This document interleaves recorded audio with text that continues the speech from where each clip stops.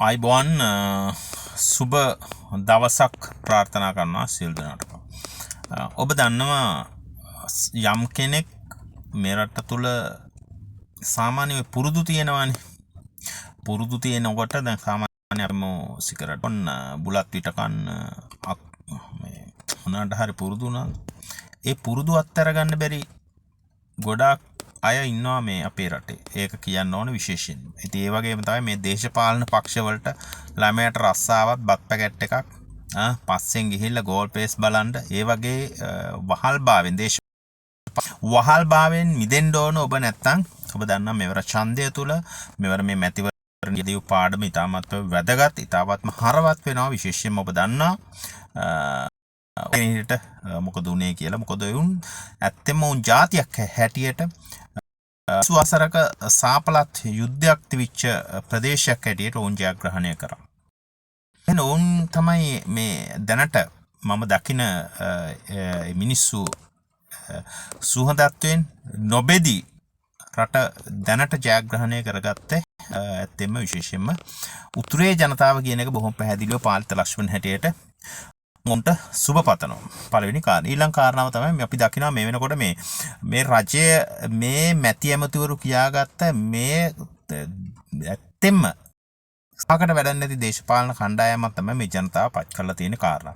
ඔබ දන්නවා මේ දැන් අපි මේ වෙනකොට මේ ජනාධිපතිවරයා ජෙට් එකකින් තමයි එන්නේ. ඔහු ජෙට් එකකින් එනවා.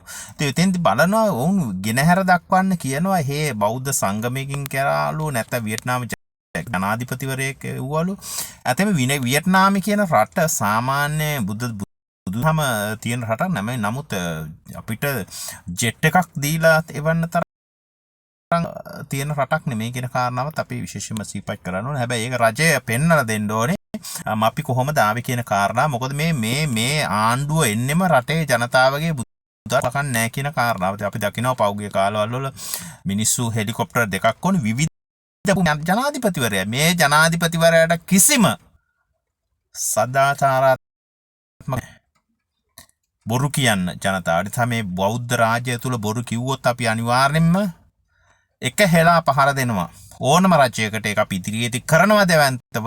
ඒ නිසා අපි කියනවා මේ රජයට බොහොම වගකීමෙන් රජය පත් කළා තවගේ අවශ්‍යතාවයන් සෞඛ්‍ය අධ්‍යාපනය ප්‍රවාහන මහා මාර්ග දන්නේ නැතුව මේ ආතල් ගන්න නෙමෙයි කියන එක අපිට දකිනවා. දැන් ආතල් ගන්නම වාහනයක් යන කියලා වාහන පේලියක් අපි දකිනවා යන නිසා ජනතාවගේ බදු මුදල් ණය අරගෙන තියනවා මේ වෙනකොට මේ රජය ට්‍රිලියන ගණන්. හැබැයි නිකන් රුකුමා දිසානායක මහත්තයෝ වෙඩි ෂෝ දාන්න එපා.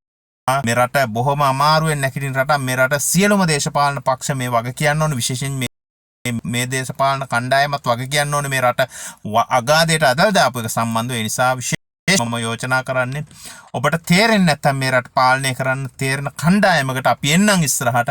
නමුත් මිනිස්සුන්ගේ රටේ මහජන මුදල් මංකොල්ල කාලා ණය කරන්න එපා කියලා කාරණා දුවට බොරු ඡන්දයක් මේ වෙලාවේ මේ තිව්වේ. ඔබ දන්නවා මේ බොරු ඡන්දයක් මේ වෙලාවේ ගෙනහැර පෑ කියන කාරණාවත් විශේෂයෙන්ම සිහිපත් කරමින් අපි ඉදිරියේදී බලමු අපි දැවැන්තව මේ රජයට කියනවා ඉක්මනට මේ රජය කොහොමද මේ වැඩ පිළිවිල කරන්න කියන කාරණාව විශේෂයෙන්ම සුඛ විහරණ වෙනුවෙන් කතා කරන්න කියන කාරණාව. ඒ නිසා අපි මේ රජයට කියනවා බොහොම වගකීමෙන් මේ බොරු කිව්ව ඇති මේ ත්‍රාණ දේශපාලනේ නවත්තන්න. මහත්මා දේශපාලනේ වැදගත් දේශපාලන රටේ ලෝකයා පිළිගන්න දේශපාලනය කරන්න නැත්නම් කරුණාකරලා මේක දීලා යන්න. මේක අපිට කරන කාරණාවත් විශේෂයෙන්ම සිහිපත් කරන්න. බොහොම ස්තුතියි සියලු දෙනාටම.